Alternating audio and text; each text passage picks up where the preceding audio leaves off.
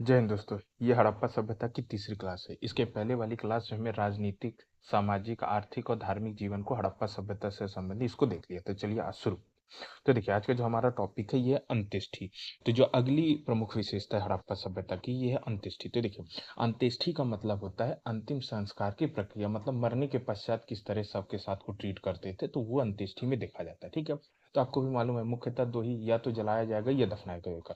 तो यहाँ पे हम देखते हैं। तो देखिए हड़प्पा सभ्यता में अंत्येष्टि के तीन प्रकार प्रचलित है, मतलब अंत्येष्टि का अंतिम संस्कार की जो प्रक्रिया थी वो तीन तरह से की जाती थी। पहला कहलाता है पूर्ण समाधिकरण, दूसरा आंशिक समाधिकरण एवं दाह संस्कार। देखिए पूर्ण समाधिकरण क्या है? पूर्ण समाधिकरण में क्या होता था, व्यक्ति के मरने के पश्चात उसको दफन कर दिया जाता था। ये हो गया पूर्ण समाधिकरण, पूरी तरह दफन कर दिया जाता। आंशिक समाधिकरण में क्या होता था कि जैसे ही व्यक्ति मरता था तो उसके बाद तुरंत उसको नहीं दफनाते थे, पहले उसको खुले में छोड़ देते थे ताकि पशु पक्षी उसके मांस को खा ले। उसके बाद जो उसकी हड्डियां और जो भी शेष बचता था उसको फिर बाद में दफना दिया जाता था। इसीलिए आंशिक आंशिक समाधिकरण। और दाह संस्कार में तो सीधा जला दिया जाता था। तो हड़प्पा सभ्यता में पूछेगा कि हड़प्पा सभ्यता में अंत्येष्टि कितने प्रकार से की जाती थी, तो तीन प्रकार से की जाती थी। ऑब्जेक्टिव टाइप में आ सकता है। तो पूर्ण समाधिकरण भी थी, आंशिक समाधिकरण भी थी और दाह संस्कार भी था, जिसमें से सबसे अधिक पूर्ण समाधिकरण और दाह संस्कार का प्रचलन था। मतलब जो आंशिक समाधिकरण है वो कम था। उसके बाद अगर अब जब अंत्येष्टि है तो जब लोगों को दफनाया जा रहा है तो कहीं भी कहीं एक विशेष एरिया में दफनाया जाएगा। तो जो जिस एरिया में दफनाया जाता है तो उसको कब्रिस्तान बोलते हैं। तो जो कब्रिस्तान था उसकी जो लोकेशन थी वो हमेशा बस्ती के बाहर हुआ करती थी, मतलब जो कब्रिस्तान है बस्ती के बाहर बनाए जाते थे। उसके बाद है कि लोथल से 3 युग में समाधियां एवं कालीबंगा से एक युग में समाधियां मिली। मतलब लोथल से हमें 3 जगह युग में समाधि, मतलब जहां महिला और पुरुष को एक साथ दफनाया जाता। तो ऐसी ऐसी युग में समाधि हमको लोथल में 3 जगह मिली है और कालीबंगा में एक जगह हमें युग, मतलब युगल समाधि का अगर आपसे पूछेगा कि क्या युगल समाधिकरण के पुरातात्विक साक्ष्य हमें हड़प्पा सभ्यता से मिले हैं, तो आपको कहना होगा कि हाँ मिले हैं। चलिए उसके बाद देखते हैं कि रोपड़ की एक कब्र में मालिक के साथ कुत्ते को दफनाया गया था। अब याद करिए कि देखिए अभी क्या है, हम हड़प्पा सभ्यता पढ़ा, तो हड़प्पा सभ्यता में रोपड़ जो कि पंजाब में, वहां एक कब्र में कुत्ते के साथ मालिक के साथ कुत्ते को दफनाया गया। इससे दो चीज पता चलती है। पहली चीज तो ये पता चलती है कि पुनर्जन्म में विश्वास करते हैं, और मैंने धार्मिक जीवन में आपको ये बता चुका हूँ कि पुनर्जन्म में ये मानते थे। तो मालिक के साथ कुत्ते को दफना दिए का मतलब है कि हो सकता है कि मरने के बाद इसको जरूरत पड़े। और अगर आपसे पूछेगा कि मालिक के साथ कुत्ते के दफन के और कहाँ साक्ष्य मिलते हैं, तो याद आगे फिर ये हड़प्पा सभ्यता है। मैंने आपको पहले बताया कि एक महापाषाण काल में आपके बुर्ज होम में भी मालिक के साथ कुत्ते के दफन के साक्ष्य मिले हैं। तो इतिहास में ऐसा दो जगह आपको मिलेगा। उसके बाद अगर हम कुछ कब्रिस्तान की बात करें तो देखिए हड़प्पा के दक्षिण दिशा में एक कब्रिस्तान मिलता है जिसे हमने R37 नाम दिया है। ठीक है। और इसमें जिसमें बताते हैं कि देवदार की लकड़ियों से निर्मित ताबूत मिला है, मतलब कि जो दफन किया जाता था तो उसको डायरेक्ट ना दफन करके यहाँ पे लकड़ी, मतलब एक ताबूत लकड़ी का है, उस ताबूत में पहले अंदर रखते थे उसके बाद दफन करते थे। उसके अलावा हड़प्पा से 3 कक्षों वाला एक कब्रिस्तान एच भी प्राप्त हुआ है जो पूर्ण समाधिकरण का साक्ष्य है। तो एक एक कब्रिस्तान हो गया आपका R37, एक कब्रिस्तान हो गया एच, और ये दोनों के साथ याद रखिएगा ये दोनों हड़प्पा, मतलब कि जो पूर्ण समाधिकरण या अंत्येष्टि के जो हमें कब्रिस्तान के साक्ष्य मिले वो हड़प्पा से मिले हैं। हमें मोहनजोदड़ो से कोई भी कब्रिस्तान का साक्ष्य नहीं मिला है। अब मोहनजोदड़ो से कब्रिस्तान का साक्ष्य नहीं मिलने का मतलब ये हो सकता है कि मोहनजोदड़ो में जो अंत्येष्टि अंतिम संस्कार की प्रक्रिया थी वो दाह संस्कार के माध्यम से की जाती है। लेकिन हड़प्पा में कब्रिस्तान मिलने से हमें पता चलता है कि यहाँ समाधिकरण ज्यादातर होता था और पूर्ण समाधिकरण ज्यादातर होता था और आंशिक समाधिकरण भी था। तो चलिए दोस्तों इसी के साथ ही ये जो हड़प्पा सभ्यता की आपकी अंत्येष्टि क्रिया है वो कंप्लीट हो गई। अब चलिए अब हम देख लेते हैं लिपि। तो देखिए लिपि, किसी भी सभ्यता में लिपि का पाया जाना इस बात को बताता है कि वो सभ्यता एक शिक्षित सभ्यता थी। इसके अलावा जो आपका नियोजीकरण, जो हमारी हड़प्पा सभ्यता वो एक नियोजित सभ्यता का मतलब प्लान्ड सिटी है, का मतलब है कि शिक्षित है। तो अब अगर हम लिपि की बात करें तो देखिए यहाँ पे बताता है कि जो हड़प्पाई लिपि है, मतलब जो हड़प्पा की लिपि है वो हमें कहाँ कहाँ मिलती है। अब जैसे आज की लिपि तो आप कागजों में ढूंढ लेंगे, लेकिन कागज उस समय तो कागज था भी नहीं, और जो भी अगर मिट्टी की पट्टिकाएं, जैसे उस समय मिट्टी की पट्टिकाओं में लिपियां की जाती, मतलब मिट्टी की जैसे आज कागज हो तो मिट्टी की स्लेट टाइप की, तो वो तो गल गए होंगे, वो तो 5,000 साल पहले की बात। तो जो हमें लिपि के साक्ष्य मिले हैं वो हमें मुहरों और मृदभांडों में मिला। अब मुहरों में क्या, याद करो मोहरे क्या है, मोहरे क्या है, ये एक आर्थिक क्रिया के लिए एक सील है जो व्यापार के लिए यूज की जाती थी। और मृदभांड क्या है, मृदभांड बर्तन है। तो इसमें मतलब कि हमें लिपि के साक्ष्य मोहरों और मृदभांडों में मुख्यतः मिलता है। अगर हम लिपि की बात करें तो जो सिंधु की या हड़प्पा की जो लिपि है वो उसका सर्वप्रथम जो साक्ष्य है ये हमें 1853 में प्राप्त होता है। ठीक है, अब इसमें कई सारे अक्षर है, चिन्ह है, मैं आपको बताता हूँ। तो जो हमें पहला लिपि का साक्ष्य मिला था ये 1853 में मिला था। और कंप्लीट लिपि का साक्ष्य हमने 1923 तक हमने पूरी लिपि को खोज लिया था, ढूंढ लिया था। उसके बाद अगर हड़प्पा सभ्यता की जो लिपि है उसकी बात करें तो जो लिपि है ये भाव चित्रात्मक लिपि, जिसको पिक्टोग्राफ कहते हैं। देखिए, भाव चित्रात्मक लिपि का मतलब होता है कि ऐसी लिपि जिसमें अपने बातों को या अपनी भावनाओं को चित्र के माध्यम से चिन्हित करते थे, प्रदर्शित करते थे। मतलब भावनाओं को, जैसे आज मुझे, जैसे मैं आपको पढ़ा, मुझे आज आप देवनागरी पढ़ रहे हैं तो उसमें आपको चित्र के नहीं, आप लिख देते हैं, लिपि है तो उसमें प्रदर्शित वो भावना भी आप पढ़ सकते हैं। लेकिन उस समय की जो भी ये क्या है, ये लिपि का प्रारंभिक स्वरूप होता है, ये विकसित लिपि नहीं होती। जब हम अपने भावों को चित्र के माध्यम से, सभ्यता की लिपि आपको पूछी जाएगी कौन सी थी तो आप बता देंगे भाव चित्रात्मक लिपि, या जिसको पिक्टोग्राफ कहते हैं। और इसी को आपका वैज्ञानिक लैंग्वेज में इसको बाउस्ट्रोफेडन लिपि भी कहा जाता है। उसके बाद ये कहता है कि एक ये जो आपकी हड़प्पाई लिपि है, ये हड़प्पाई लिपि पहले दाएं से बाएं और फिर पुनः बाएं से दाएं लिखी जाती है। हालांकि इसको एक दूसरे नाम में हम इसे गौमूत्र लिपि भी कहते हैं। ये क्या होता है, पहले आपके दाएं से ऐसे जाएगी, फिर उसके बाद ये ऐसे जाएगी, फिर ये ऐसे, इसका क्रम नहीं टूटता है। जैसे आज हम कैसे लिखते हैं, आज हम पहले ऐसे लिखेंगे, फिर उसके बाद ऐसे लिखेंगे, फिर ऐसे लिखेंगे, ऐसे ऐसे लिखते हैं। लेकिन नहीं, ये क्रम नहीं, पहले इधर से इधर जाएगी, फिर यहाँ से इधर जाएगी, फिर ये इधर जाएगी, फिर ये, तो ये आपकी लिपि की जो लेखन शैली थी वो इस तरह की थी। चलिए आगे देखते हैं कि अब जो हड़प्पा लिपि में उसमें 64 मूल चिन्हों का, अब भाई आपको भाव चित्रात्मक है ना, चित्र के रूप में तो चिन्ह चाहिए। तो हमने मतलब जो हमें मिला है वो 64 मूल्य चिन्ह मिले और 250 से 400 तक अक्षर हमें प्राप्त हुए, जिसमें से सर्वाधिक जो हमें अक्षर मिला है वो अंग्रेजी के यू की तरह, यू लेटर है ना, उसकी तरह मेल खाला। और जो हमें चिन्ह मिले उनमें अगर आकृति की बात करें तो सर्वाधिक हमें मछलियों की आकृति प्राप्त होती है। ठीक है, अब मछलियों की आकृति बोलो क्यों प्राप्त होती है, तो स्वाभाविक सी बात है, ये लिपि का उपयोग अब व्यापार के लिए करेंगे और व्यापार ज्यादातर जल मतलब कि अंतरराष्ट्रीय व्यापार था, नावों के माध्यम होता था, तो हो सकता है कि उसी का ये मछली चिन्ह ज्यादातर यूज किया जा सके। चलिए आगे देखते हैं। यद्यपि आगे अगर देखें तो एक बात आती है कि जो हड़प्पा सभ्यता की जो लिखी है, इसके रेवेंडर्स हैदर एक नाम का व्यक्ति है जो ये कहता है, ये दावा करता है कि इसने इस लिपि को पूरी पढ़ लिया। जैसे आपको मालूम है कि ये हड़प्पा सभ्यता एक आद्य ऐतिहासिक कालीन सभ्यता है जो कि अभी तक इसकी लिपि पढ़ी नहीं जा सकी। लेकिन ये दावा करता, और इसने ये भी दावा किया है कि तमिल भाषा में इसको मतलब कि अनुवाद भी कर दिया गया है, लेकिन ये अभी तक पढ़ी नहीं जा सकी, ये झूठा दावा है। उसके बाद अगर हम लिपि के संदर्भ में अगर हम विश्व की लिपि देखें तो देखिए, जो हड़प्पा लिपि है ये सबसे प्राचीनतम विश्व की नहीं। अगर हम विश्व की सबसे प्राचीनतम लिपि की बात करेंगे तो वो है आपका क्यूनिफॉर्म, या इसको कीलाकार लिपि हिंदी में भी बोलते हैं। ठीक है, तो ये जैसे हड़प्पा सभ्यता, और हड़प्पा सभ्यता आपको मालूम है कि विश्व के विकास क्रम में हड़प्पा सभ्यता तीसरी, उसके पहले दो सभ्यताएं आ चुकी थी, मेसोपोटामिया की सभ्यता जो कि इराक में थी, और आपकी मिस्र की सभ्यता जो कि मिस्र में थी। तो जो इराक की सभ्यता थी, इराक की सभ्यता में जो मेसोपोटामिया सभ्यता वो अमूमन ग्रामीण सभ्यता थी, लेकिन वहां लिपि का प्रारंभिक रूप या लिपि थी। तो जो वो लिपि थी उसको हम क्यूनिफॉर्म, अगर आपसे सीधे पूछेगा कि विश्व की सबसे पुरानी प्राचीनतम लिपि कौन सी है तो क्यूनिफॉर्म लिपि, कीलाकार लिपि, लिपि इसको कीलाकार लिपि, जो कहाँ पाई, जिसका आविष्कार ये कहाँ पाई जाती थी, तो ये सुमेरियन सभ्यता, जो सुमेरियन, जैसे मान लीजिए आपका इराक है, यहाँ पे मेसोपोटामिया, तो जिसका दक्षिणी हिस्सा था वो आपका सुमेरियन, मतलब मेसोपोटामिया सभ्यता का जो दक्षिणी हिस्सा था वो आपका सुमेरियन संस्कृति या सुमेरियन सभ्यता कहलाती थी। तो सुमेरियन सभ्यता की जो लिपि थी वो यूनिफॉर्म लिपि या कीलाकार, इसको कीलाकार लिपि भी कहते हैं। अब कीलाकार लिपि इसलिए कहते हैं क्योंकि ये मिट्टी की ये पट्टिका में कील के मध्य, जैसे आज हम पेन यूज करते हैं लिखने के लिए, कील के माध्यम से अंकान मतलब शब्दांकन करते थे, इसलिए इसे कीलाकार लिपि कहा जाता है। तो चलिए इसी के साथ ही दोस्तों आपका ये लिपि वाला पार्ट भी हड़प्पा सभ्यता से कंप्लीट हो गया। चलिए आगे हम देखते हैं कला वाला। तो देखिए, अगर हम कला की बात करें कि कला किस तरह की, तो कला के हमें हड़प्पा सभ्यता के कई सारे प्रमाण मिलते हैं। जैसे कला किस-किस रूप में मिलेगी, तो आपको स्थापत्य कला मिलेगी, मतलब कि भवन निर्माण और मतलब कंस्ट्रक्शन से जो संबंधित है, वो आपको स्थापत्य कला मिलेगी।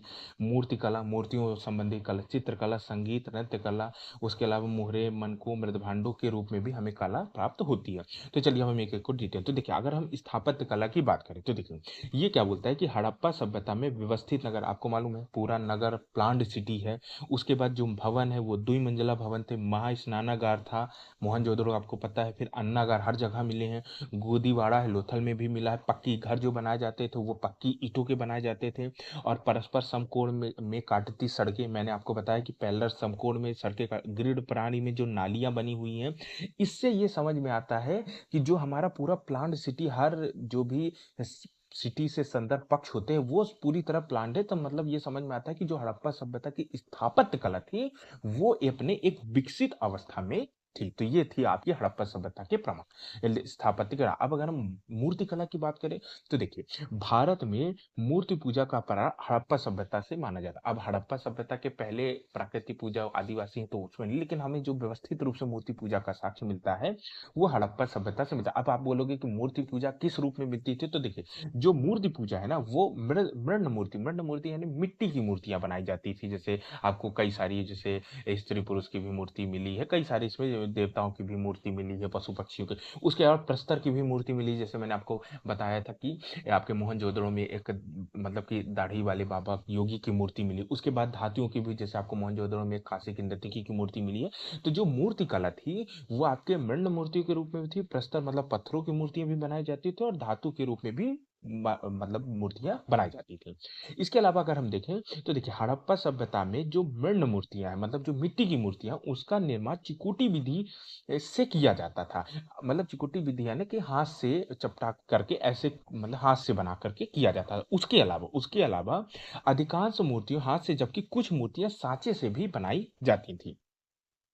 इसके बाद सर्वाधिक जो मिट्टी की मृण मूर्तियां मिली उसमें कुबड़ वाले सांड की प्राप्ति। अब आपको मालूम है कुबड़ वाला सांड जिसको सीलों में भी मिला और पवित्र पशु के रूप में इसको देखा जाता है। उसके अलावा अगर पक्षियों की बात करें तो सबसे ज्यादा गौरैयों की मृण मूर्ति मिली है, और गायों की मृण मूर्ति प्राप्त नहीं है। अब आपको मालूम हड़प्पा सभ्यता में गाय के कोई साक्ष्य नहीं मिलते, गाय का साक्ष्य फिर मैं आगे वैदिक काल में आपको बताऊंगा, तो उस वैदिक काल में बताऊंगा। इसके अलावा क्या बोलता है कि हड़प्पा सभ्यता में ये जो आपका था, ये आपका मृण मूर्तियों से संबंधित पैराग्राफ था कि आप आपको ना मृण मूर्तियां भी हैं, प्रस्तर पत्थरों की मूर्तियां, धातु मूर्तियां। तो मृण मूर्ति आपको बता दी, मृण मूर्ति में क्या इंपॉर्टेंट फैक्ट है कि पहला तो है कि चिकोटी विधि से बनाई जाती थी, और सांचे से भी बनाए जाते थे, और सर्वाधिक मृण मूर्तियां, फैक्ट बता रहा हूं, सर्वाधिक मृण मूर्तियां कुबड़ वाले सांड की मिली है, पक्षियों में पूछिए तो गौरैया की मिली है, और गाय की मृण मूर्ति नहीं मिली है, ये आपको पता होना चाहिए। उसके बाद अगर हम प्रस्तर मूर्तियों की बात करें, तो जो आप देखिए प्रस्तर मूर्ति हैं तो कई जो हमें प्राप्त हुई वो प्राय खंडित अवस्था में प्राप्त हुई है। ये बताता है कि मोहनजोदड़ो में एक सेल खड़ी, देखिए सेल खड़ी एक मजबूत पत्थर होता था, ठीक है ना।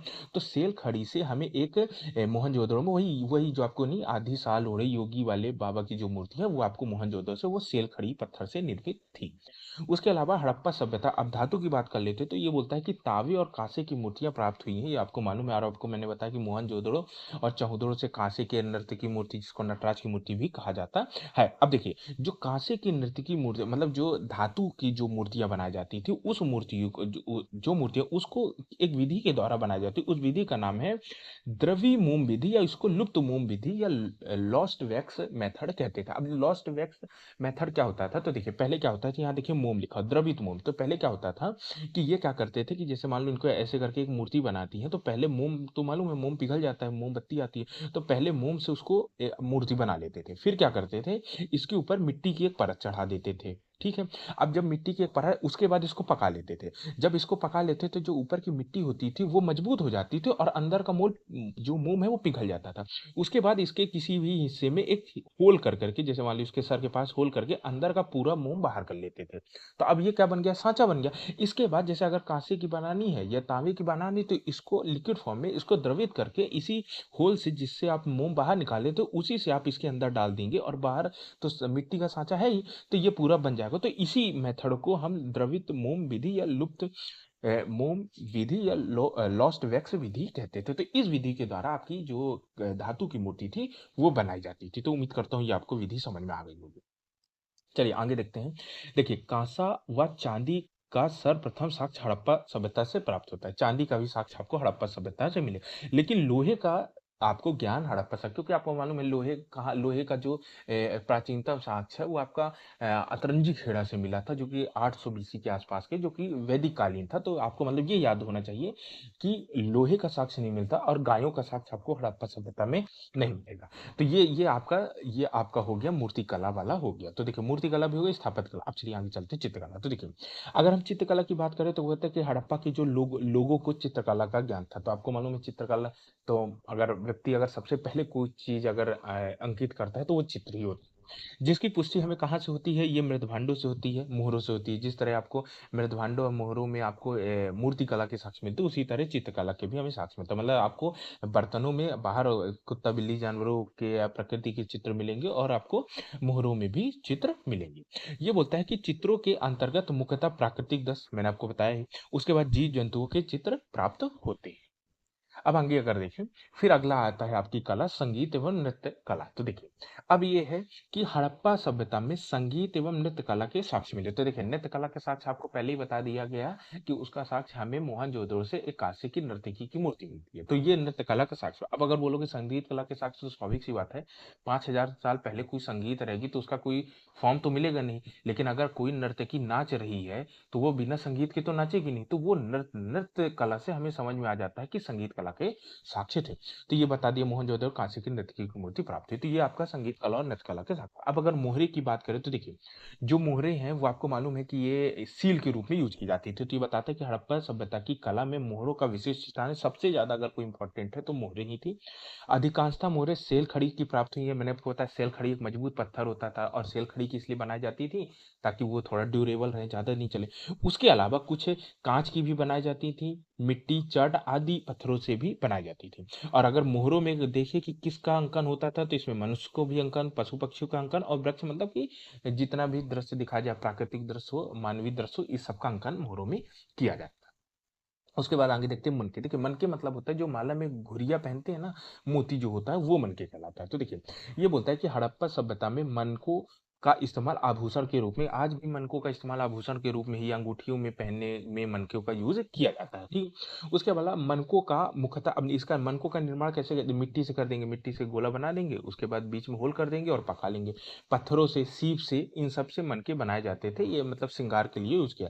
और इसके साक्ष्य बोले तो ये बोलता है कि लोथल और चहुदड़ों में हमें मनके के कारखाने ही मिल गए। आप समझ रहे हैं ना, मतलब कारखाने मिल रहे हैं, पूरे मनके के कारखाने। मतलब आप ये समझ सकते हैं कि मनके का मिलना कारखाने का, कि श्रृंगार प्रिय बहुत ज्यादा ये लोग, और साथ में एक्सपोर्ट भी इसका किया जाता है। उसके बाद आगे अगर कला की बात करें तो मृदभान। मृदभान मतलब ये जो आप चित्र में, ये हो गया मनके का चित्र, ये हो गया मृदभान, मतलब चित्र में बर्तन वगैरह अनाज उनाज रखने के लिए, और कुछ सूरा पान टाइप का इसमें रखने के लिए इसका यूज किया जाता था। अब ये बोलता है मृदभान बर्तन की जो बर्तन है वो चाक, अब आपको मालूम चाक लकड़ी का पहिया होता था, उससे भी बनाए जाते थे और हाथों से भी बनाए जाते थे। मतलब चाक से भी बनाते थे, हाथों से भी बनाते थे, और जिन पर लाल रंगों का ज्यादातर प्रयोग किया जाता था। और इसमें डिजाइन भी बनाए, चित्रकला में आप देख ही लिए कि आप डिजाइन भी इसमें बनाई जाती थी। और हड़प्पा से जो मुख्यतः लाल और काले मृदभांड, हड़प्पा देखिए हड़प्पा सभ्यता से लाल और काले मृदभांड प्राप्त हुए हैं। चलिए आगे देखते हैं कि लोथल से प्राप्त मृदभांडों में एक, आप देखिए हड़प्पा सभ्यता से काले व लाल में, और लोथल से जो हमें एक मृदभांड मिला उसमें चित्र बता रहा है, उसमें कैसा चित्र अंकित है वो बताता है कि इसमें जो एक मतलब जो एक चिड़िया है जिसके चोंच में मछली दबाई हुई, मतलब एक चिड़िया अपने चोंच में मछली दबाई, इसका चित्रांकन मिलता है। उसके अलावा पंचतंत्र की एक चालाक लोमड़ी का भी अंकन हमें एक मृदभांड है जो कि लोथल से प्राप्त होता है उससे मिलता है। अगर हम निष्कर्ष के रूप में देखें तो ये बोलता है कि यद्यपि हड़प्पा सभ्यता के लोग आडंबर एवं दिखावे की जगह उपयोगिता उपयोगिता को महत्व देखे थे, कि आडंबर और दिखावा नहीं, क्योंकि आप देखिए धर्म में भी योग दर्शन प्रबल था। यहाँ भी आप देख रहे हैं कि चित्र वगैरह बनाया जा रहा है, तो ये चित्र वगैरह घरों की दीवारों में नहीं बनाया जा रहा, दरवाजों में नहीं बनाया, घरों की दीवारों दरवाजों में बनाया जाता है। हम कहते हैं भाई ये दिखावे के लिए, कोई आएगा तो देखेगा। लेकिन मृद भांडों में बनाया जा रहा है, इससे ये समझ में आता है कि ये मतलब कि कला प्रेमी थे। उसके अलावा हो सकता है कि मृदभांडों के बीच अंतर करने के लिए या व्यापारिक जो कि चित्र युक्त जो मृदभांड होते हैं वो थोड़ा महंगे बिकते हैं, तो एक्सपोर्ट करने के लिए मतलब आर्थिक क्रिया के रूप में या उपयोगितावाद के रूप में चित्रांकन का उपयोग किया जाता है। तो आडंबर की जगह ये उपयोगितावाद को महत्व देते थे, ये याद रखिए, ठीक है। उसके बाद बताया फिर भी इस काल में कला के विविध पक्षों का अभूतपूर्व विकास हुआ। स्वाभाविक सी बात है, अभूतपूर्व मतलब इससे पहले नहीं हुआ था। तो आप कला की जो बात है हम हड़प्पा सभ्यता में सबसे विकसित अवस्था में देखने को मिलती है। तो ये था आपका दोस्तों, ये एक कला वाला पक्ष जो कि हड़प्पा सभ्यता से संबंधित है। चलिए अब आगे देख लेते हैं कि अगला जो हमारा टॉपिक ये है विज्ञान एवं प्रौद्योगिकी। अब भाई हड़प्पा सभ्यता इतनी विकसित अवस्था में, तो वहां देख लेते हैं कि भाई विज्ञान एवं प्रौद्योगिकी की क्या स्थिति थी। तो देखिए ये बोलता है कि हमें विज्ञान एवं प्रौद्योगिकी के बहुत सारे बिंदु देखने हुए। अब एक एक बिंदुवार हम देखते हैं, ठीक है। तो देखिए हड़प्पा सभ्यता में व्यवस्थित नगर, द्विमंजिला भवन, महास्नानागार, अन्नागार, गोदीवाड़ा, पक्की ईंटें, ये जो भी आपको परस्पर संकोच काटती सड़कें, ग्रिड प्रणाली में निर्मित नालियां आदि से ये पता चलता है कि अब देखिए जो स्थापत्य कला होती है, ये भी स्थापत्य कला ये विज्ञान का भी आर्किटेक्ट जिसको बोलते हैं, तो वो विज्ञान का भी पार्ट। तो इससे समझ में आता है कि जो आपका मतलब कि आर्किटेक्ट वाला जो साइंस था ना वो बहुत ज्यादा डेवलप था। तो एक हमें यहाँ समझ आया कि विज्ञान एवं प्रौद्योगिकी उन्नत अवस्था में मिलती है। तो ये पहला साक्ष्य हो गया। अब अगर हम दूसरा देखें तो ये बोलता है कि हड़प्पा सभ्यता के लोगों को रसायन विज्ञान तथा धातु विज्ञान का बेहतर ज्ञान था। अब आप बोलोगे रसायन विज्ञान का कैसे ज्ञान था, तो देखो ये हड़प्पा सभ्यता ये कांस्य युगीन सभ्यता, मतलब यहाँ कांसे, अब कांसे कैसे बनाए जाते, कांसे तांबा और टिन को मिला करके बनाया जाता था। इसका मतलब है कि किसी दो पदार्थ को आप दो धातु को मिलाकर मिश्र धातु बना रहे हैं, का मतलब है कि आपको रसायन का केमिस्ट्री का ज्ञान है तभी करें। उसके अलावा धातु विज्ञान का इनको, क्योंकि देखिए ये धातु से मृतक धातु की मूर्तियां भी बनाते हैं, मोहरे भी बनाते हैं, और आपके मनके भी बनाते हैं, मृदभांड भी बनाते हैं, मतलब बहुत सारी चीजें ये बना लेते। इसका मतलब है कि ये धातु को गला लेते थे। मैंने आपको बताया मूर्ति में भी वो लॉस्ट वैक्स विधि से धातु को गला लेते थे। तो इसका मतलब है कि इनको धातु विज्ञान का भी बहुत बेहतर ज्ञान था। ये बोलते हैं कि लोगों को धातु गलाने की तकनीक थी, मिश्र धातु में ये कांसा बनाने की तकनीक थी। तो इससे हमें पता चलता है, इन दो साक्ष्यों से पता चलता है कि इनको रसायन विज्ञान का भी पर्याप्त नॉलेज था और धातु विज्ञान मेटलर्जी भी ये पर्याप्त मात्रा में जानते थे। चलिए, तो आर्किटेक्ट भी बता दिया। और इसका अब अगला तीसरा पॉइंट देखते हैं कि हड़प्पा सभ्यता के लोगों को औषधि एवं शल्य क्रिया और गणित का, मतलब देखिए औषधि विज्ञान, इनको मेडिकल साइंस बढ़िया पर्याप्त मात्रा में ज्ञान था, और इसके बाद गणित, ये मैथमेटिक्स को भी जानता। अब इसका आप उदाहरण पूछोगे तो देखिए ये बोलता है कि मोहनजोदड़ो से एक हड्डी की सुई प्राप्त हुई। अब सुई प्राप्त हुई है, हड्डी की सुई प्राप्त हुई है। और ये बोलता है अब हड्डी की सुई मिली है, तो सुई अब आप बोल दोगे कि भाई सुई दो तरह से यूज होगी, या कपड़ा सिलने में यूज होती है या फिर चीड़ फाड़ में यूज होती है। लेकिन यहाँ पे जो उस सुई की बनावट है वो ऐसे प्रतीत हो रही है जैसे कि वो शल्य क्रिया के रूप में यूज की जा रही थी। तो यहाँ पे मोहनजोदड़ो से, हमें ये याद रखिएगा जब भी आप कहीं औषधि एवं शल्य क्रिया का प्रमाण देंगे तो आप बताएंगे कि मोहनजोदड़ो से हड्डी की एक सुई प्राप्त हुई है, ठीक है। उसके अलावा ये बोलता है कि कालीबंगा और लोथल से, दो जगह कालीबंगा और लोथल से हमें खोपड़ी की शल्य चिकित्सक है। अब खोपड़ी की शल्य चिकित्सक का मतलब कि खुली हुई खोपड़ी मिली है, मतलब कि समझ में आता है कि कोई बंदा, कोई डॉक्टर उसके साथ कुछ शल्य क्रिया, कुछ ऑपरेशन वगैरह कर रहा था। तो दो जगह की जो हमारे प्रमाण हैं वो ये बताते हैं, एक तो मोहनजोदड़ो से जो हमें हड्डी की सुई मिल गई, और दूसरी है कालीबंगा और लोथल से जो हमें एक खोपड़ी मिली है जो कि शल्य क्रिया चिकित्सा का प्रमाण देती है। तो ये दोनों चीज बताती है कि यहाँ औषधि और शल्य क्रिया पर्याप्त मात्रा में डेवलप थी। और अगर हम गणित की, तो गणित को मेरे को बताने की जरूरत ही नहीं, यहाँ तो लिपि मिली है, बाट मिला है, और जो यहाँ पे वस्तु को गिनने के लिए जो यूज की जाती थी वो 16 के मल्टीपल का यूज किया जाता था। तो ये मतलब है आपको इसके भी पर्याप्त प्रमाण मिल गया। चलिए आगे देखते हैं।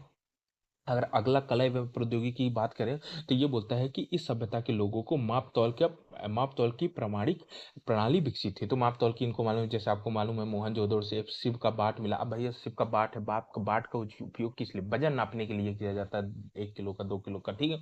उसके अलावा और ये, तो ये देखिए यहाँ शिव का बाट आपको बताता है कि माप तौल मालिक। उसके अलावा लोथल से हमें एक हाथी दांत की स्केल मिली है। अब स्केल, हाथी दांत की स्केल मिली का मतलब है कि स्केल का जो उपयोग किया जाए, अब आज की स्केल नहीं कि लाइन खींचनी, ये स्केल का उपयोग कपड़ा जैसे को नापने के लिए, किसी चीज को नापने के लिए स्केल का उपयोग किया जाता था। तो दो दो जो आपके साक्ष्य हैं, एक है मोहनजोदड़ो में शिव का पाठ मिल गया, और दूसरा है लोथल में जो आपको हाथी दांत की स्केल मिल गई। ये दोनों से हमें पता चलता है कि यहाँ पे जो माप तौल की प्रणाली थी वो विकसित अवस्था में थी।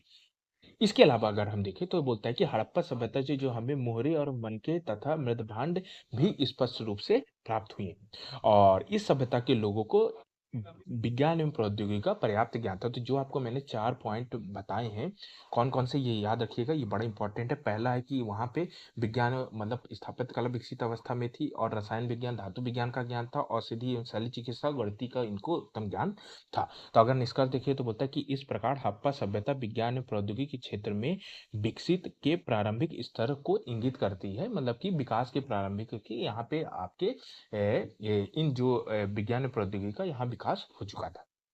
चलिए आगे देखते हैं। आगे देखिए, अब हम अगर आगे की बात करें तो आगे ये बोलता है कि देखिए हमने अभी तक सारा हड़प्पा सभ्यता से जुड़ा सारा फैक्ट पढ़े, उनके जीवन पढ़ लिया, उनके जितने भी कला वाला पक्ष पढ़ लिया और हमने लिपि देख ली, अंत्येष्टि देख ली, विज्ञान एवं प्रौद्योगिकी। अब हमारे पास मुख्यतः 3 क्वेश्चन बनते हैं जो कि हड़प्पा सभ्यता से जुड़े हैं, उसके बाद आपका हड़प्पा सभ्यता वाला टॉपिक खत्म हो जाएगा। तो एक क्वेश्चन बनता है कि हड़प्पा सभ्यता का उद्भव। भाई आपने हड़प्पा, इसीलिए पहले मैंने उद्भव नहीं बताया।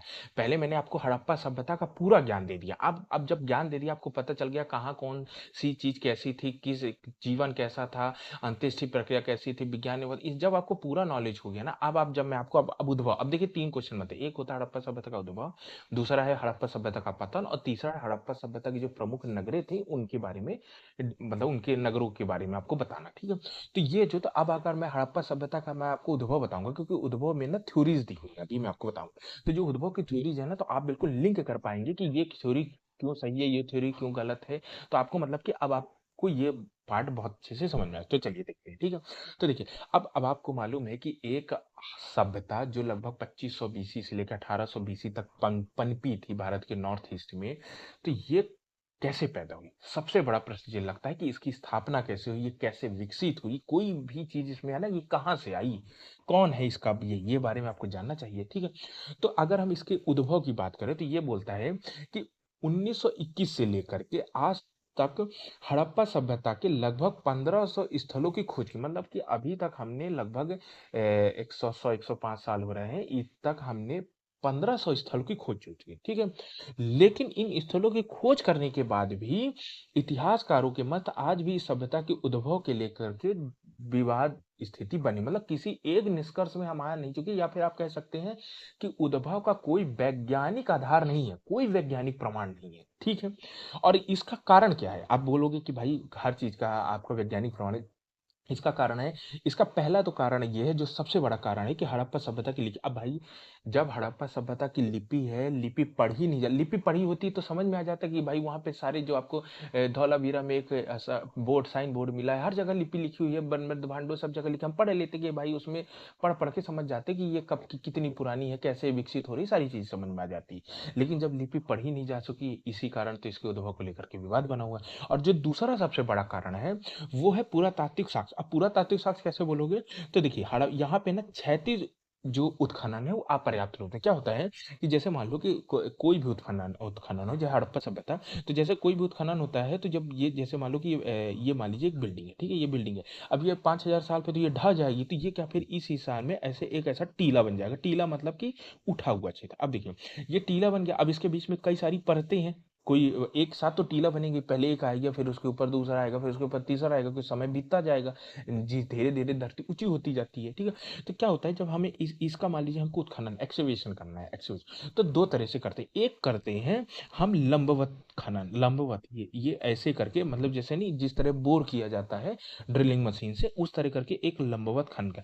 लेकिन लंबवत खनन से क्या होता है, लंबवत खनन से आपको ना इस टीले के ना कालक्रम की जानकारी मिल जाएगी कि यहाँ पे टीला, इसमें इस काल की जानकारी मिलती है, यहाँ इस काल की जानकारी, समय की जानकारी मिल जाती है। लेकिन हमें उस विशेष संस्कृति की जानकारी नहीं मिल पाती। क्यों नहीं मिल पाती है? क्योंकि जब आपको किसी संस्कृति की जानकारी चाहिए ना, तो आपको ना फिर ऊपर से मजदूर लेकर के, जो हथौड़ा हथौड़ा लेकर के एक एक परत निकालेंगे, फिर उस परत से जो भी अवशेष मिलेगा उसको साइड किया जाएगा, फिर उसका अध्ययन किया जाएगा। फिर जब ऊपर की परत निकल गई, फिर उसके नीचे की परत मजदूर हाथ से मैकेनिकल फोर्स लगा करके फिर उसके नीचे की मतलब एक-एक परत को निकाला जाता है और उसमें जो भी आपके पुरातात्विक अवशेष मिलेंगे उसको ला करके फिर लैब में जाकर उसकी टेस्टिंग होती है, उस पर अध्ययन किया जाता है। लेकिन ये प्रक्रिया बहुत महँगी है दोस्तों। ये जो क्षैतिज उत्खनन होता है ना, आप इतने मज़दूर लगते हैं, फिर आप जाइए, ये प्रक्रिया बहुत मेहनत का भी काम है और साथ में बहुत महँगी, बहुत सारे मज़दूर चाहिए, बहुत टेक्नोलॉजी भी चाहिए कि अब आपको मालूम है ये कोई एक टीला थोड़ी ना 12,99,600 वर्ग किलोमीटर लंबा आपका एरिया है हड़प्पा साहब। तो इतने का क्षति बहुत महँगा है। इस कारण हमने लंबवत तो कर दिया ड्रिल मशीन डाल करके, कोई दिक्कत नहीं, जल्दी भी, समय भी कम लगता है और जल्दी भी हो जाती है, सस्ता भी होता है। क्षैतिज उत्खनन का जो नहीं काम हो पाया, अपर्याप्त है, इसी कारण हमें आपके ये जो हड़प्पा सभ्यता की उद्भव के इसके पर्याप्त मतलब हड़प्पा सभ्यता की उद्भव की आपको पर्याप्त जानकारी क्यों नहीं मिली? तो 2 कारण है, एक तो लिपि नहीं पढ़ी जा सकी और दूसरी है कि इसकी अपर्याप्त रूप से क्षैतिज उत्खनन हुआ है, जिससे हमें पुरातात्विक साक्ष्य भी कम ही मिलते हैं।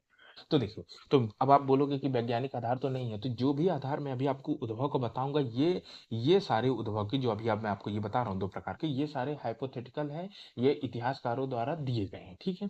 चलिए तीसरा देख लेते हैं कि अभी तक इस सभ्यता में जितने भी स्थलों की खोज हुई है, उसमें प्रायः विकसित दूसरी कारण ये भी है दूसरा, पहला तो ये देखिए 2 मैंने यहाँ बता दिया, एक लिपि नहीं पढ़ी गई, दूसरी क्षैतिज उत्खनन, तीसरा ये भी है ना कि भाई हड़प्पा सभ्यता में जो हमने 1500 स्थल खोले, उनमें से ज़्यादातर जो स्थल हैं, जो मिल पाए अच्छे से वो विकसित अवस्था में। अब भाई कोई भी चीज़ विकसित अवस्था में होती है ना, प्रारंभिक अवस्था में हो तो भाई आप समझ सकते हैं कि ये ऐसे से ऐसा हो गया, फिर ये पहले ऐसा रहा होगा तो आप पता कर सकते हैं। लेकिन विकसित अवस्था होने के कारण उसके उद्भव की हमें पर्याप्त जानकारी साक्ष्य नहीं मिल पाते हैं। ठीक है? तो ये 3 कारण थे जो कि आपके उद्भव के वैज्ञानिक प्रमाण नहीं देते। अब चलिए देख लेते हैं कि आखिर उद्भव के संबंध में कौन-कौन से सिद्धांत प्रचलित हैं। देखिए, ये इतिहासकारों के दिए हुए हैं, ठीक है? तो ये बोलता है कि हड़प्पा सभ्यता के उद्भव के संबंध में 2 प्रकार या देखिए 2 प्रकार के सिद्धांत प्रचलित है, ठीक है? पहला जो सिद्धांत कहलाता है वो कहलाता है विदेशी उत्पत्ति का सिद्धांत। मतलब कि हड़प्पा सभ्यता का जो उद्भव हुआ है ये विदेशी लोगों द्वारा हुआ, मतलब कोई विदेशी आया हड़प्पा सभ्यता के क्षेत्र में और वहां उसने हड़प्पा सभ्यता की स्थापना की। मतलब ये जो विदेशी उत्पत्ति का सिद्धांत है ये कहता है कि हड़प्पा सभ्यता की जो उद्भव है विदेशियों के द्वारा हुआ है, ठीक है? और दूसरा जो प्रकार है, 2 प्रकार है, तो पहला प्रकार ये हो गया और जो दूसरा प्रकार है ये देशी उत्पत्ति के साथ, देशी उत्पत्ति का सिद्धांत ये कहता है कि हड़प्पा सभ्यता की जो स्थापना हुई है या उद्भव हुआ वो देशी लोगों द्वारा हुआ, मतलब लगभग भारतीयों द्वारा हुआ है। तो जो विदेशी उत्पत्ति का सिद्धांत है इसमें एक सिद्धांत बड़ा प्रचलित है, ये कहलाता है सुमेरियन या मेसोपोटामिया या इसको आकस्मिक उत्पत्ति का सिद्धांत, मतलब कि आप अभी मैंने आपको सुमेरिया वाला सभ्यता का बताया ही है, ठीक है? तो ये सुमेरिया ये कहता है कि विदेशी उत्पत्ति का सिद्धांत कि जो इससे अब देखिए हड़प्पा सभ्यता से पहले की मेसोपोटामिया सभ्यता और आपके लगभग थोड़ा पहले की है मेसोपोटामिया सुमेरियन सभ्यता। तो कहा जाता है कि मेसो हो सकता है कि मेसोपोटामिया या आपके सुमेरियन सभ्यता के लोग आए विदेशी और आ करके जहाँ आज हड़प्पा सभ्यता है वहां आकर के हड़प्पा सभ्यता का स्थापना कर दी है। तो ये विदेशी उत्पत्ति और देशी उत्पत्ति के सिद्धांत के तहत हम 4 सिद्धांत पढ़ेंगे। पहला है आर्य उत्पत्ति का सिद्धांत, जो मतलब कि इसके इसके बाद आर्य सभ्यता आती है। तो ये माना जाता है कि आर्यों ने जो वैदिक सभ्यता स्थापित किया उसके पहले ही आर्य आ गए थे और उन्होंने पहले हड़प्पा सभ्यता की स्थापना की और फिर उसके बाद में वैदिक सभ्यता की। ये हाइपोथेटिकल है, बाकी वैज्ञानिक प्रमाण नहीं है, को पता बस। दूसरा है द्रविड़ उत्पत्ति के, आपको मालूम साउथ इंडिया को द्रविड़ क्षेत्र बोलते हैं, तो हो सकता है साउथ इंडिया के लोग ऊपर आकर के हड़प्पा सभ्यता का स्थापना कर दी हो। तो 2 ये हो गए। तीसरा मैं बताऊंगा ईरानी बलूची संस्कृति से उत्पत्ति है, क्यों ईरानी और बलूची, जो ईरान है और जो पाकिस्तान का बलूची, वहां पे पहले संस्कृति थी। तो वहां पे मैं बताऊंगा आपको 4 संस्कृति, तो वहां से लोग आकर के स्थापना कर दी। ये दूसरी कहलाती है सोथी संस्कृति उत्पत्ति। ये सोथी संस्कृति राजस्थान में थी, एक छोटी सी संस्कृति थी जो कि हड़प्पा सभ्यता से जस्ट पहले लगभग समकालीन थी। तो कहा जाता है कि ये सोती संस्कृति के जो लोग हैं उसने स्थापना की। तो ये कहलाता है आखिर ये तीनों देशी हो गए, ठीक है? तो यहाँ पे अगर अब दो पूछेगा कि कितने प्रकार से उत्पत्ति, तो 2 है, एक विदेशी उत्पत्ति का सिद्धांत और एक देशी उत्पत्ति का सिद्धांत, ठीक है? विदेशी उत्पत्ति के सिद्धांत में जो सुमेरियन उत्पत्ति का सिद्धांत, इसको आकस्मिक इसलिए कहते हैं कि ये कहता है कि अचानक आए और एकाएक इसने स्थापित कर दी, ठीक है? उसके बाद जो आर्य और द्रविड़ के बाद जो हमारी 2 याद रखिएगा, हालांकि मैं अभी चारों को डिटेल बताऊंगा। उसके बाद ये बोलता है कि ईरानी और बलूची संस्कृति की जो उत्पत्ति है और जो सोथी संस्कृति से उत्पत्ति का सिद्धांत है, इनको हम क्रमिक उत्पत्ति का सिद्धांत बोलते हैं। क्रमिक उत्पत्ति का सिद्धांत मतलब कि इनका जो स्थापना और जो विकास है ये धीरे धीरे हुआ है। सुमेरियन सभ्यता की जगह जैसे अचानक, ये देखिए सुमेरियन सभ्यता को हमने आकस्मिक उत्पत्ति का सिद्धांत दिया, ठीक है ना? तो ये आपका, तो ये हो गया कि ईरानी बलूची संस्कृति और सोथी संस्कृति को सिद्धांत को हम क्रमिक उत्पत्ति का सिद्धांत भी कहा जा सकता है। तो चलिए, तो कुल मिलाकर अगर प्रकार प्रकार पूछेगा तो 2 प्रकार है, और वैसे टोटल सिद्धांत कितने हो जाएँगे, तो 1 हो गया विदेशी का और 4 टोटल 5 आपके उत्पत्ति के सिद्धांत आपको मिल जाते हैं। तो चलिए आगे देखते हैं दोस्तों, आगे देखते हैं। तो अगला जो हमारा है कि विदेशी उत्पत्ति का सिद्धांत। तो देखिए विदेशी उत्पत्ति के सिद्धांत में जो आपका सुमेरियन या मेसोपोटामिया या आपके आकस्मिक उत्पत्ति का सिद्धांत है। तो चलिए पहले मैं इसको आपको डायग्राम से समझ, ये देखिए ये वर्ड मेरे पे ये बोलता है, देखिए ये यहाँ पे थोड़ी, हालांकि इसको थोड़ा बड़ा कर लें, देखिए ये वाले एरिया में ये आपको यहाँ पे दिख रहा है, ये आपका हो गया पाकिस्तान या अफगानिस्तान, ये हो गया इराक, ये इराक वाला एरिया, ये मैंने ये आपको रेड कर दिया, ठीक है। ये इराक में पूरे मेसोपोटामिया सभ्यता थी, और इसका जो दक्षिणी हिस्सा है ये आपका सुमेरियन सभ्यता का हिस्सा कहलाता था। तो ऐसा कहा जाता है कि पहले ये यहाँ से लोग पहले यहाँ आए, मतलब मिस्र में आए, और पहले मिस्र की सभ्यता का गठन किया, और आपको मालूम है कि भारत का इनका व्यापार होता था। उसके बाद फिर ये यहाँ से होते हुए और इन्होंने यहाँ पे आपके हड़प्पा सभ्यता की स्थापना की। तो एक जो आपको विदेशी उत्पत्ति का सिद्धांत जिसको हम सुमेरियाई सभ्यता कहते हैं, वो ये बोलता है कि हो सकता है कि मेसोपोटामिया के दक्षिण में स्थित सुमेरियन सभ्यता के लोग पहले मिस्र गए हो, वहाँ मिस्र सभ्यता की स्थापना की, उसके बाद आपके ये हड़प्पा सभ्यता वाले क्षेत्र में आए और उन्होंने हड़प्पा सभ्यता की स्थापना कर दी। तो चलिए मैं ये आपको समझ में आ गया होगा, चलिए मैं आपको इसका डिटेल। तो सबसे पहले जो सुमेरियन उत्पत्ति का सिद्धांत है, इसके समर्थक कौन है, तो देखिए Gordon Childe, Mortimer Wheeler, Kramer, D D Kosambi आदि इतिहासकार हड़प्पा सभ्यता के उद्भव के विदेशी प्रभाव को स्वीकार करते हैं। अब आपको विदेशी प्रभाव, इनमें ज्यादातर विदेशी हैं, विदेशी इतिहासकार हैं, तो ये विदेशी प्रभाव को स्वीकार करते हैं। अब अगर हम देखें तो देखिए इस मत के समर्थन के विद्वान के अनुसार ये क्या बोलते हैं, वही बोलेगा, सुमेरियन, मिस्र तथा हड़प्पा के जनक एक ही मूल के हैं, मतलब कि जो सुमेरियन सभ्यता के जनक है वही मिस्र सभ्यता के जनक है और वही आपके हड़प्पा सभ्यता के जनक है। फिर बोलता है कि मेसोपोटामिया से ही एक जनसमूह, मतलब मेसोपोटामिया के लोग ही मिस्र होते हुए भारत आए और यहाँ की परिस्थितियों के अनुरूप एक नवीन नगरीकृत सभ्यता की नींव रखी। मतलब मेरे ख्याल से आपको ये मैप के द्वारा मैंने आपको पूरा बता दिया कि सुमेरियन सभ्यता पहले मिस्र गए और मिस्र से फिर हड़प्पा क्षेत्र में और हड़प्पा सभ्यता की स्थापना की। तो ये हो गया आपका सिद्धांत। अब हम इसके समर्थन की भी बात करेंगे और इसके खंडन की भी बात करेंगे। ये सिद्धांत भाई आपने दे दिया, अब देख लेते हैं कि ये क्या ये सही है, और फिर आप बात करेंगे कि क्या इसकी आलोचना होती है। तो देखिए अगर हम इसके समर्थन की बात करें कि ये बोलता है कि इस मत के समर्थन विद्वानों ने इस बात का समर्थन के लिए क्या क्या तर्क प्रस्तुत किया था, ठीक है।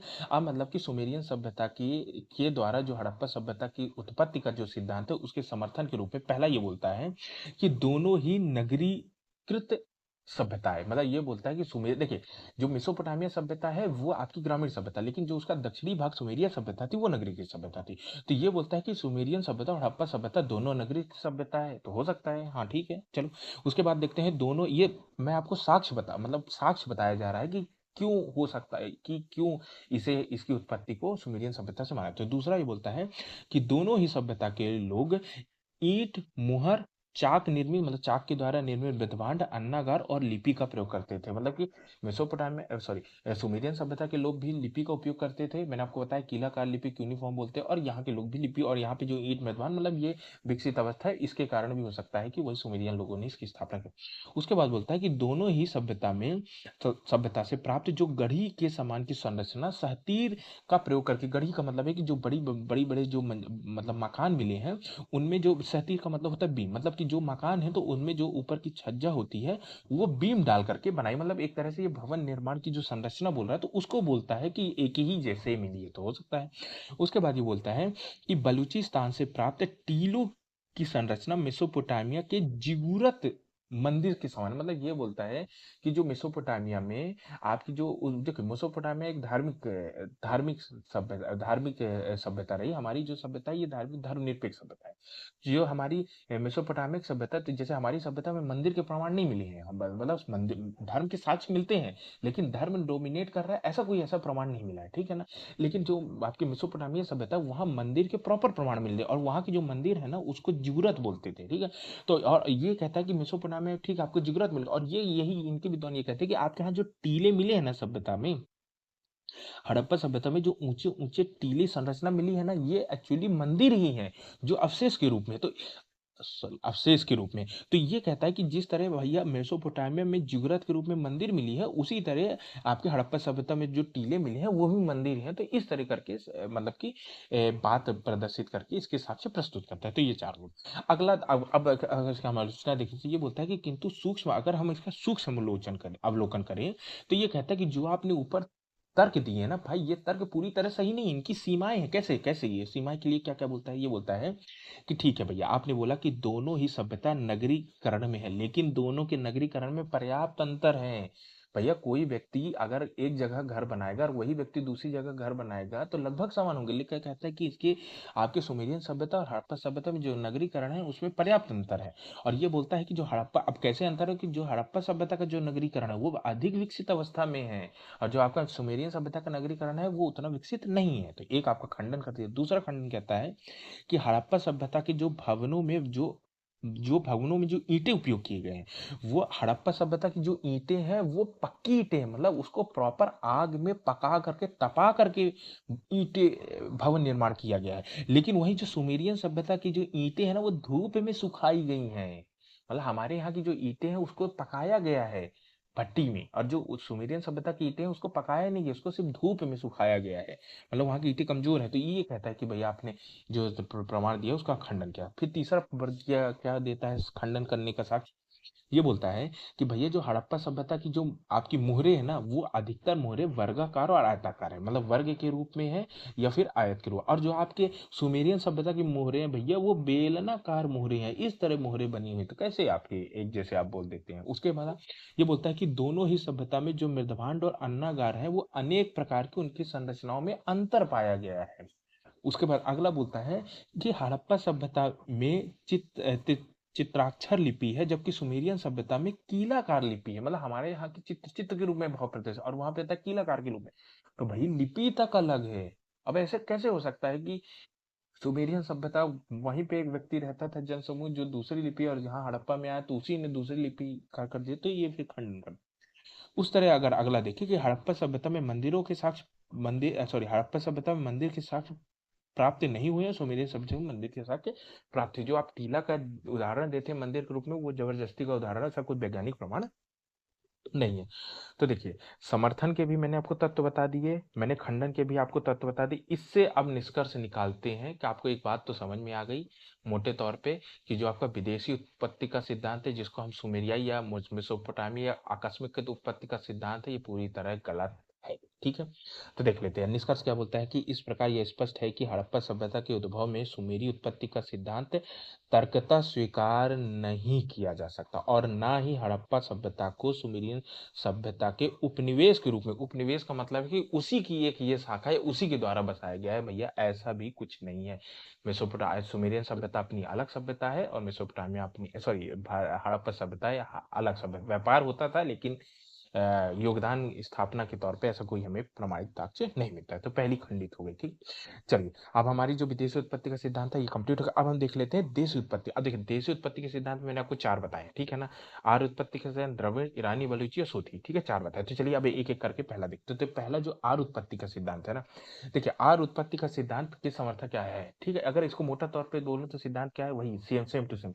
ये बोलता है कि जो आर्यों ने वैदिक संस्कृति की स्थापना की है ये पहले हड़प्पा सभ्यता की स्थापना की है, उसके बाद इससे की है, बस सेम टू सेम है। पर देख लेते चलिए कि आर्य उत्पत्ति के सिद्धांत का पहला तो देख लेते हैं कि किसने इसका समर्थन किया, कौन कौन समर्थक इतिहासकार है। तो बीबी लाल, एस आर राव, जगपति जोशी और टी एन रामचंद्रन ये इतिहासकार हैं जो कि हड़प्पा सभ्यता के उद्भव में आर्य उत्पत्ति के सिद्धांत को स्वीकार करते हैं। ठीक, ओके। अब आगे देखते हैं कि अब ये क्या बोलता है। तो ये बोलता है ये मत का आपका आर्य उत्पत्ति का सिद्धांत कहता है कि इस मत के समर्थक विद्वान के अनुसार कि वैदिक आर्यों के द्वारा ही नगरीकृत हड़प्पा सभ्यता का विकास किया गया। मतलब ये बोलता है कि जो आर्यों ने वैदिक सभ्यता की स्थापना किया उन्हीं ने ही पहले हड़प्पा सभ्यता की स्थापना की है, ठीक है ना। तो ये से अब चलिए इसके हम समर्थन के भी तत्व देख लेते हैं और खंडन के भी तत्व देख लेते हैं। ये आपकी जो हड़प्पा सभ्यता है ना, अब देखो देख ये आपका यहाँ पे आपके गंगा नदी वाले एरिया में यहाँ आपका वैदिक सभ्यता अपने विकसित अवस्था में थी,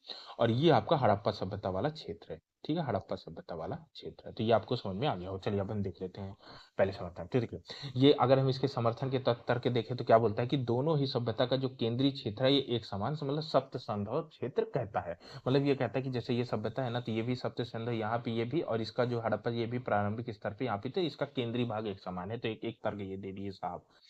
उसके बाद ये बोलते हैं कि दोनों ही सभ्यता में प्रकृति पूजा प्रचलित थी। हाँ, हड़प्पा सभ्यता में भी थी और आगे भी थी, तो ठीक है, ये भी समझ में आता है। उसके बाद ये बोलता है कि दोनों ही सभ्यता में घोड़े और अग्नि वेदिका के साक्ष्य मिले। सही बात है, घोड़े के साक्ष्य आपको हड़प्पा सभ्यता में सुरकोटदा से मिलेगा, और अग्नि वेदिका आपको कालीबंगा और लोथल ये दोनों जगह मिलता है। तो चलो ठीक है, ये भी सही है।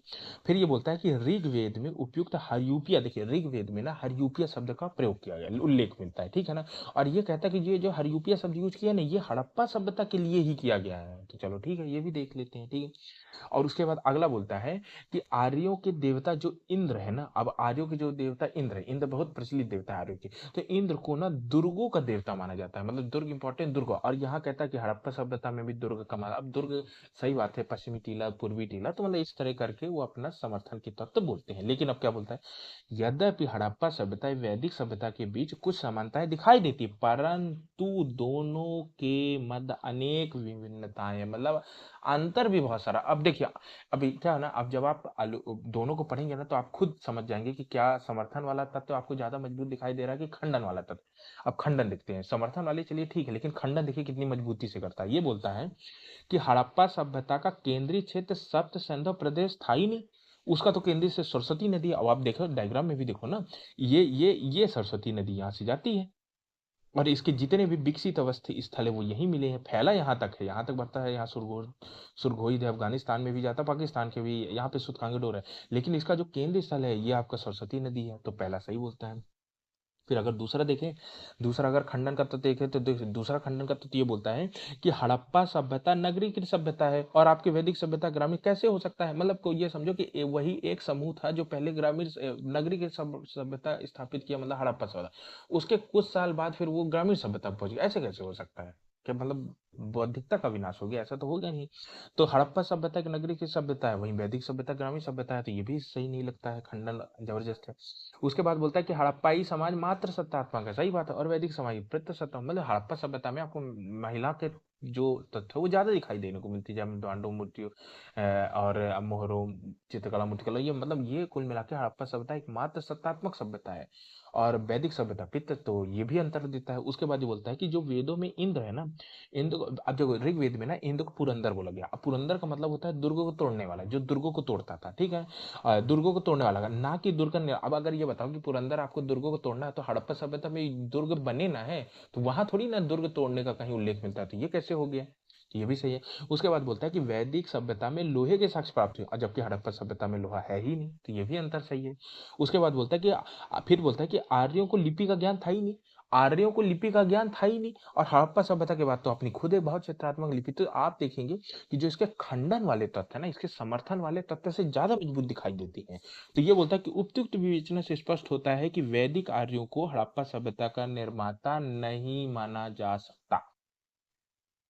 इसका मतलब है कि हमने सुमेरियाई सभ्यता से जो उत्पत्ति का सिद्धांत पढ़ा वो भी गलत हो गया, और आर्य उत्पत्ति का सिद्धांत पढ़ा वो भी गलत हो गया। चलिए अब दूसरा देखते हैं, द्रविड़ उत्पत्ति का सिद्धांत। अब द्रविड़ उत्पत्ति का सिद्धांत सबसे पहले समर्थक है, इसके देख लेते हैं। देखिए ये क्या, इसके समर्थन है राखालदास बनर्जी, सुनीति कुमार चटर्जी आदि इतिहासकार हड़प्पा सभ्यता के उद्भव में द्रविड़ उत्पत्ति के सिद्धांत को स्वीकार करते हैं। अब देखिए द्रविड़ उत्पत्ति का सिद्धांत क्या बोलता है, इसका डायग्राम के थ्रू मैं बता देता हूँ। देखिए एक मिनट, डायग्राम देखें, जैसे ये हुआ ना, ये बोलता है कि हड़प्पा सभ्यता यहाँ पे थी ना, ये बोलता है कि द्रविड़, द्रविड़ जो साउथ इंडिया की जो क्षेत्र है उसको द्रविड़, तो ये कहता है कि यहाँ पे जो लोग रहते थे, जनसमूह रहता था, वही हड़प्पा क्षेत्र में गया, वहां पे हड़प्पा सभ्यता का आपकी स्थापना की है, ये ऐसे है, ये बोलता है द्रविड़ उत्पत्ति का सिद्धांत। चलिए अब देख लेते हैं इसको क्या बोलता है। देखिए ये समर्थन राखालदास मैंने सुनीति कुमार चटर्जी बता दिया, ठीक है। अब ये समर्थन के अगर हम इसके तर्क की बात करें तो ये बोलता है कि द्रविड़ों में ब्राह्वी भाषा से ही हड़प्पा सभ्यता की लिपि का विकास हो, मतलब ये बोलता है कि जो द्रविड़, देखिए द्रविड़ में जो अपनी एक भाषा थी उसका नाम था ब्राहुई, वो उसी भाषा से ये बोलता है कि हड़प्पा की जो आपकी बहुत चित्रात्मक लिपि है उसका विकास हुआ है। तो चलिए ठीक है, अब ये बोल दिया। उसके बाद दूसरा तर्क देखिए, ये बोलता है कि द्रविड़ों के समान ही हड़प्पाई लोगों में प्रकृति पूजा एवं पशुपति शिव की पूजा प्रचलित थी। चाहिए पशुपति शिव के आपको पशुपति शिव की मोहर भी मिली है मोहनजोदड़ो से। उसके बाद प्रकृति पूजा के कई सारे, जल पूजा, वृक्ष पूजा, पशु पक्षी पूजा, स्वास्तिक चिन्ह कई सारे मिले हैं, मूर्ति पूजा, ठीक है, ये दोनों मिलते हैं। और ये चीज आपको द्रविड़ द्रविड़ जैसे द्रविड़ क्षेत्र में भी आपको है ना, ये आपके पशुपति शिव की पूजा के पर्याप्त मात्रा में साक्ष्य मिलते हैं। तो चलो ठीक है, ये भी सही है। उसको बोलता है कि द्रविड़ के समान ही हड़प्पाई लोगों में भू मध्य सागरीय नस्ल, मतलब देखिए क्या है ना, द्रविड़ जो जनजाति है, द्रविड़ जो जनसमूह है, उसमें ना भूमध्य सागरीय प्रजाति के लोग हैं। ये मतलब शारीरिक बनावट है एक प्रकार की भूमध्य सागरीय, ठीक है। और आपको मालूम है कि जब मैंने आपको ये समाज पढ़ाया था हड़प्पा साहब, तो मैंने बताया था कि जो आपके हड़प्पाई लोग हैं उनमें बहुत सारे हैं, भूमध्य सागरीय भी है, द्रविड़ भी है, और आपका अल्पाइन भी है, कई सारी प्रजाति के लोग हैं, लेकिन उनमें जो बहुसंख्यक है वो है आपके भूमध्य सागरीय प्रजाति के लोग। तो ये भी लगभग लगभग चलो सही है। उसके बोलता है कि द्रविड़ के समान ही हड़प्पाई लोग मात्र सत्तात्मक, तो सही है, मतलब जिस द्रविड़ जाति भी जो था वो भी मात्र सत्तात्मक है, और आपकी हड़प्पा सभ्यता बंद। तो मतलब कुल मिला के ये इसने 4 तर्क दिए हैं जो ये कहता है कि द्रविड़ उत्पत्ति से ही आपकी हड़प्पा सभ्यता की उत्पत्ति हुई है। अब क्या बोलता है कि किंतु गहराई से पर्यवेक्षण करने पर उपयुक्त तर्कों में इस सीमाएं, मतलब कि खंडन प्रतीत होता है। अब खंडन के क्या क्या बिंदु दिए हैं तो चलिए देख लेते हैं। अब ये खंडन के बारे में बोलता है कि द्रविड़ संस्कृति एवं हड़प्पा सभ्यता के स्वरूप में अंतर है। किस तरह अंतर है कि भैया द्रविड़ संस्कृति है ये ग्रामीण संस्कृति, और हड़प्पा सभ्यता एक नगरीय संस्कृति। वही जिस तरह वैदिक संस्कृति से आपने आर्य सिद्धांत को काटा, वही वाला तर्क हमने यहाँ भी रख दिया कि द्रविड़ संस्कृति ग्रामीण है और आपकी हड़प्पा सभ्यता नगरी की संस्कृति। उसके बाद बोलता है कि इस सिद्धांत के समर्थन कोई भी पुरातात्विक साक्ष्य नहीं मिला है। हाँ भैया चलो ठीक है, हम मान तो लेते हैं आपने, ठीक है, समानता विशेषताओं के आधार पर कोई पुरातात्विक साक्ष्य भी तो मिलना चाहिए ना, नहीं मिला है। फिर बोलता है, अब निष्कर्ष के रूप में देखें तो इस प्रकार हड़प्पा सभ्यता के उद्भव में द्रविड़ उत्पत्ति का सिद्धांत भी तार्किक स्वीकार नहीं किया जा सकता, मतलब द्रविड़ उत्पत्ति का सिद्धांत भी गलत हो। अब आप पूछोगे कि भाई जब सब गलत हो रहा है तो पढ़ना क्यों पड़ रहा है, तो भैया पढ़ना पड़ता है क्योंकि परीक्षा में क्वेश्चन पूछे जाते हैं, इसलिए पढ़ना पड़ता है, ठीक है? उसके बाद तीसरा देख लेते हैं, ईरानी बलूची संस्कृति से उत्पत्ति का सिद्धांत। अब देखिए ईरानी बलूची संस्कृति उत्पत्ति के सिद्धांत में सबसे पहले मैं समर्थन की बात करूं तो देखिए फेयर सर्विस, रोमिला थापर और स्टुअर्ट पिगट आदि इतिहासकार हड़प्पा सभ्यता के उद्भव में ईरानी बलूची संस्कृति को स्वीकार करते हैं, ठीक है। तो ये आपके इतिहासकार हो गए। अब देखिए ईरानी बलूची संस्कृति क्या बोलता है, अगर मैं इसको थोड़ा डायग्राम में बता दूं तो देखिए सबसे पहले ये बोलता है कि ईरानी, देखिए ईरान आपको डायग्राम, और ये देखिए ये आपका पाकिस्तान हो गया, ये आपको मालूम है, ये हो गया आपका पाकिस्तान, ठीक, और ये आपका ऊपर अफगानिस्तान, और यहाँ से आपका ईरान शुरू हो जाता है, तो ये ईरान। तो यहाँ बोलता है कि ये वाले एरिया में ईरान और बलूचिस्तान, ये वाला जिसको मैं यहाँ इस वाले एरिया में, ये बोलता है कि इस वाले एरिया में, ये बोलता है ईरानी बलूची संस्कृति आता है, इस उस वाले एरिया में चार संस्कृतियां पाई जाती थी, हालांकि वो छोटी छोटी थी, इसका नाम है कुल्ली संस्कृति, झोप संस्कृति, और आमरी नाल संस्कृति और क्वेटा संस्कृति। ये चार है, याद रखिएगा, कुल्ली, उसके बाद है झोप, और उसके बाद है आमरी नाल और क्वेटा। ये चार संस्कृति इस वाले एरिया में, यहाँ कुल्ली, झोब, आमरी नाल और यहाँ पे क्वेटा क्वेटा ये चार, ये आपके बलूचिस्तान और ईरान से लगे वाले क्षेत्र में पाई जाती थी, ठीक है ना। और ये क्या ये बोलता है कि यही संस्कृति के लोग यहाँ हड़प्पा वाले क्षेत्र में आए और यहाँ ने हड़प्पा सभ्यता की स्थापना कर दी। ये तर्क ये बोलता है, ठीक है। चलिए पर पढ़ लेते हैं। तो ये वाला मैंने आपको बता दिया, अब आगे देख लेते हैं। तो चलिए बोलता है कि इस मत के समर्थन विद्वान के अनुसार वस्तुतः इन्हें चार ग्रामीण संस्कृति से ही हड़प्पा सभ्यता के नगरों का विकास हुआ है, मतलब वही वाला, वो जो चार है ना, कुल्ली और आपका झोब है, आंबरी नाल और आपका क्वेटा, इन्हीं संस्कृति के लोग आए हड़प्पा क्षेत्र में हड़प्पा सभ्यता की स्थापना की, ये आपका सिद्धांत हो, ठीक है। अब आपको मालूम है कि इसमें तर्क क्या देना है, ये ऐसे ही है, ये भी कोई मतलब इसका इन्हीं संस्कृतियों का ज्यादा कुछ साक्ष्य मिलता नहीं है जो बलूची संस्कृति है, ठीक। उसके बाद आगे देखते हैं, आगे सोची संस्कृति देख लेते हैं। देखिए सोथी जो है ये राजस्थान वाली एरिया में, तो पहले इसको मैं आपको समर्थन विद्वान, तो देखिए अमलानंद घोष, डीपी अग्रवाल और अलचिन दंपति ये पति पत्नी थे। आदि इतिहासकार हड़प्पा सभ्यता के द्वारा सोथी संस्कृति को स्वीकार कर। अब ये क्या बोलता है कि इस मत के समर्थक विद्वान के अनुसार राजस्थान के देखिए राजस्थान का जो दो जिला है, बीकानेर और गंगानगर, इन दोनों नगर में ही, मतलब इन दोनों नगरों के जो क्षेत्र था वहां पहले एक सोथी संस्कृति से ही सोथी संस्कृति रही होती थी। मतलब कि अगर डायग्राम बताऊं तो यहाँ पे आपका लगभग इस वाले एरिया में गंगानगर और बीकानेर है, इस यहाँ से आए और लगभग ये यहाँ और ये पास भी है। देखिए ये इन दोनों को ही फिर क्रमिक उत्पत्ति और ज्यादातर इसी में समर्थन इसलिए देंगे क्योंकि ये पास भी है और ये लगता भी है, कि जैसे आप मान लीजिए कि कोई शहर हो गया ना, तो शहर से जो आसपास होते हैं ग्राम होते ही हैं, तो ये भी ग्रामीण है, ये भी, तो कहा जाता है कि ये जो, और ये थोड़ा लगभग समांतर, ये थोड़े पहले की, तो ये सोती संस्कृति के लोग ही हड़प्पा क्षेत्र में आए और इन्होंने नगरों का विकास किया है। ठीक है, तो ये 2 जिला याद रखिए, बीकानेर और गंगानगर। तो ये बोलता है कि इस मत के समर्थक विद्वानों के अनुसार राजस्थान के बीकानेर और गंगानगर जिले की सोती संस्कृति से ही हड़प्पा सभ्यता के नगरों का विकास हुआ है। चलिए आगे देखते हैं। अब हम समीक्षा देख लेते हैं कि हमने मैंने आपको अभी तक 5 बताए हैं, अब इसका हम जान लेते हैं कि इसमें आखिर है क्या। तो देखिए ये बोलता है समीक्षा के रूप में कि उपयुक्त सभी मतों का विश्लेषण करने के उपरांत, हमने पांचों बताया, पांचों का विश्लेषण किया, मैंने आपको तर्क भी बताया, खंडन भी बताया। तो उपरांत हड़प्पा सभ्यता के उद्भव में देशी उत्पत्ति का सिद्धांत ही अधिक तार्किक है। तो मतलब कि कुल मिलाकर ये बोलूं कि हमने विदेशी बोला, जैसे मैंने आपको 2 भागों में 2 प्रकार बताए थे, एक बताया था विदेशी और एक बताया था देसी, एक बताया था देसी। तो विदेशी वाला तो गलत हो गया, अब बचाया देसी। देसी वाला माने अब देसी में भी 4 है, एक जो आपको मैंने बताया था 4, पहला आपको आर्य बताया था, दूसरा द्रविड़, तीसरा ईरानी बलूची और चौथा आपका सोथी। तो विदेशी का नंबर घटा, अब देसी में आ गए। तो ये क्या बोलता है कि देशी उत्पत्ति से अधिक तार्किक प्रतीत होता है। फिर बोलता है कि पुरातात्विक खोजों से यह स्पष्ट हो गया है कि हड़प्पा सभ्यता से पूर्व में बलूचिस्तान स्थित, मतलब प्राक हड़प्पा, हड़प्पा सभ्यता के पूर्व मतलब प्राक हड़प्पा संस्कृति थी। और कौन कौन सी थी, तो ये बोल रहा है कि हड़प्पा सभ्यता के जो नगरीय क्षेत्र हैं जैसे मोहनजोदड़ो, इनसे पहले भी नगर थे अपने प्रारंभिक स्तर, जो कि हड़प्पा सभ्यता की जस्ट पहले की कहानी है। तो ये बोलता है कि हड़प्पा सभ्यता से पूर्व बलूचिस्तान स्थित मेहरगढ़ सिंध, अब ये बलूची पाकिस्तान है, जो ईरानी बलूची संस्कृति का, तो ये मेहरगढ़ सिंध स्थित आमरी कोटदी, हरियाणा में स्थित बनाबली और राखीगढ़ी, और राजस्थान में स्थित सोथी व कालीबंगा, और गुजरात में स्थित धौलावीर, ये प्राक हड़प्पाई संस्कृति ग्रामीण संस्कृति है। मतलब अगर आपसे क्वेश्चन पूछे कि प्राक हड़प्पा, जैसे हड़प्पा सभ्यता हो गई विकसित अवस्था चरण वाला, बता दिए 2500 से लेके 1800 बीसी के बीच में।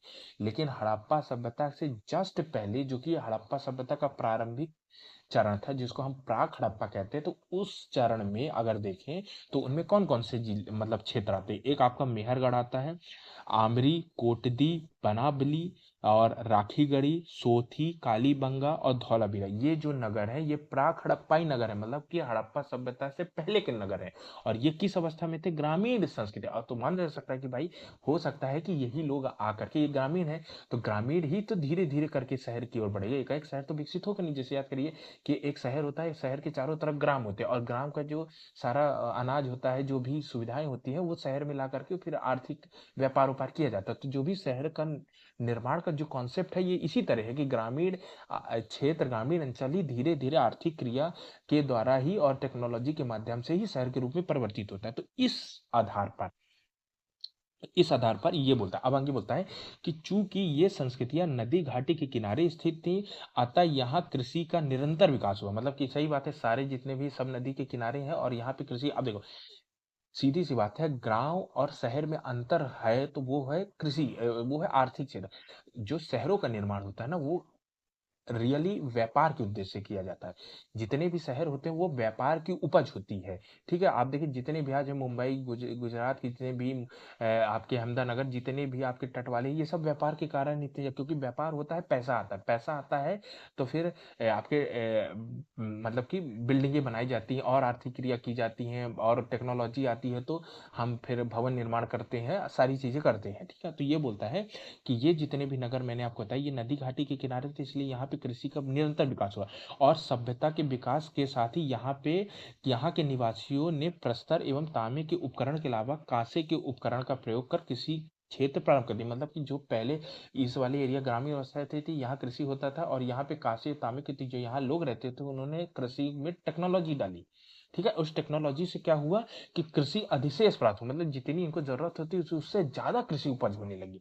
जब ज्यादा कृषि उपज होगी तो सीधी सी बात है, फिर वो व्यापार करेंगे। तो बोलता है कि चूंकि इस क्षेत्र में कई खानाबदोश जातियां, वही वाली जो ईरानी बलूचिस्तान सोती संस्कृति से आ सकती है, तो खानाबदोश जो जातियां निवास करती थी, इनका संपर्क पश्चिमी एशिया से था। देखा मैंने आपको बताया ना कि हड़प्पा सभ्यता का व्यापार मेसोपोटामिया सभ्यता, तो यही खानाबदोश जनजाति है ना, यही हड़प्पा सभ्यता वाले क्षेत्र से आपका वस्तुएं उठाती थी और वहां जाकर बेचती थी। यही बोलता है कि खानाबदोश जनजातियों का भी निवास था, जिनका संपर्क पश्चिमी एशिया के लोगों के साथ था। अतः इन खानाबदोश जनजातियों के द्वारा ही कृषि अधिशेष का बाह्य व्यापार किया जाता था।